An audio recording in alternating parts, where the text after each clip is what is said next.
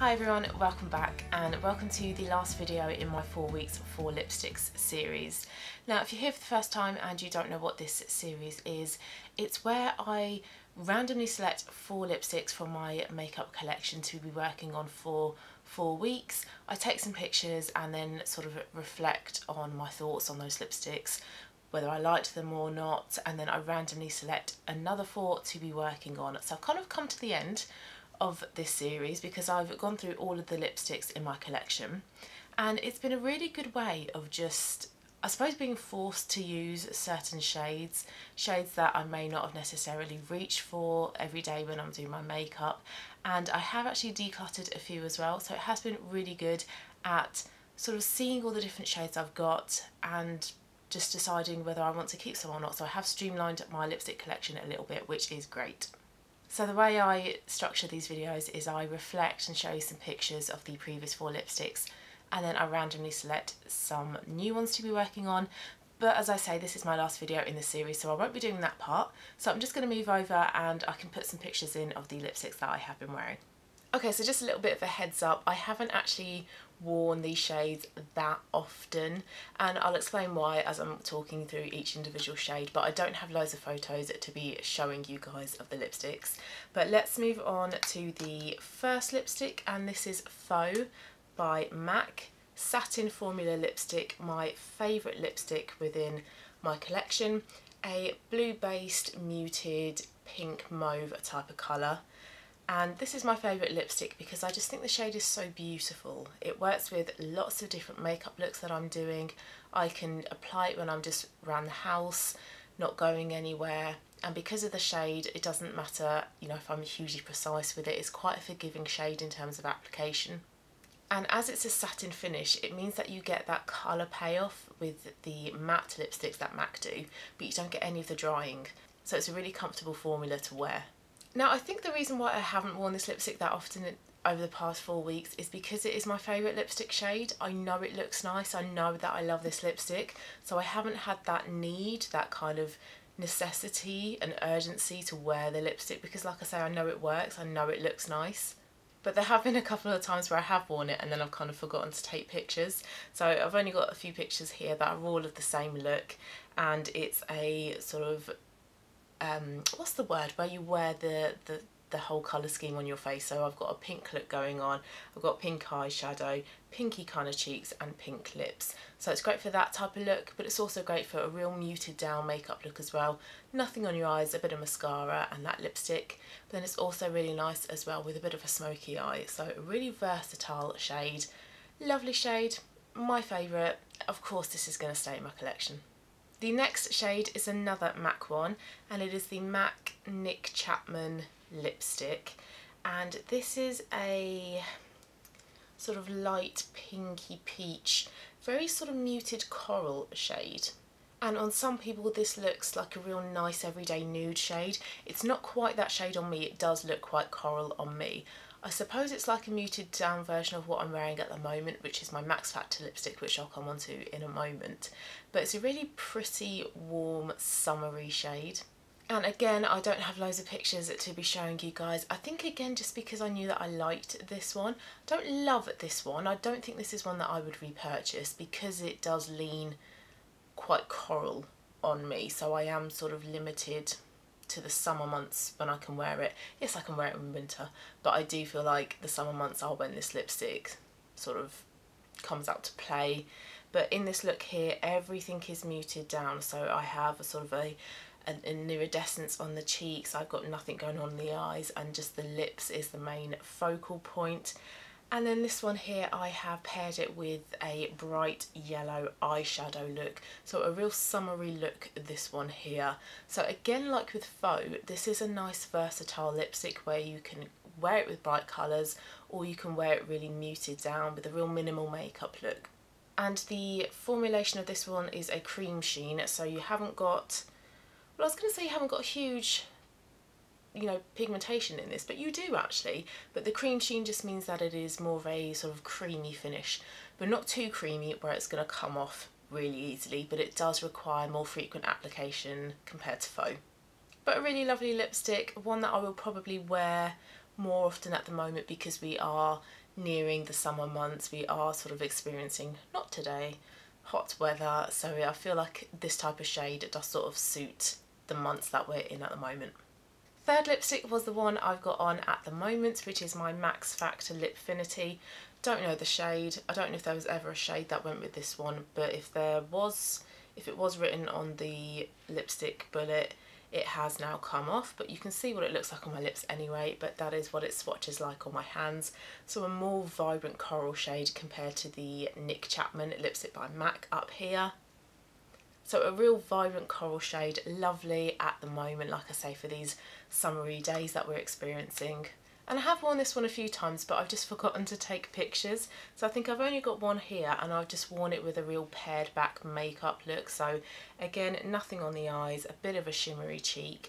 So it's just a bit more of an amped up version of the Nick Chapman one. So if you remember the Nick Chapman makeup look I put up where, again, everything was pared back, this is just more of a statement lip compared to that one. And I think the reason why I didn't wear this one that often is because this is a duplicate. So with my previous 4 weeks 4 lipsticks selection, I had 3 left that I hadn't worn, so I needed to randomly select a 4th lipstick, and this one came out, and I have focused on this one before and I have liked it, which is why it stayed in my collection. So I think because I knew that I liked it, again, I didn't have that kind of need to wear it that often. I just knew that it looked nice.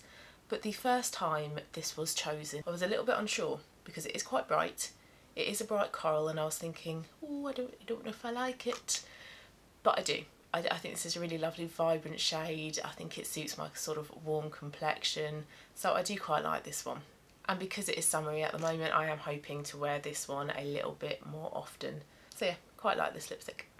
And then the last lipstick was another MAC one, and that was in the shade Whirl. Now, if you saw my mini declutter makeup video, I actually ended up decluttering that lipstick. I only wore it a couple times, but that was all I needed to know that this lipstick just was not for me. Now, if you saw my declutter video, you heard me explain why I'm decluttering it in that one, but I will explain again in this one. Now, I bought that lipstick as a recommended dupe for Soph Revolution lipstick in the shade Syrup, which is a peachy brown, a light peachy brown nudie type of shade.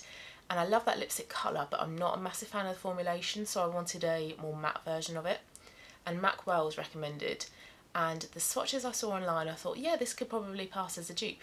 So I bought it, and if you have a look at this picture here, you will see that it is not a dupe for that lipstick shade.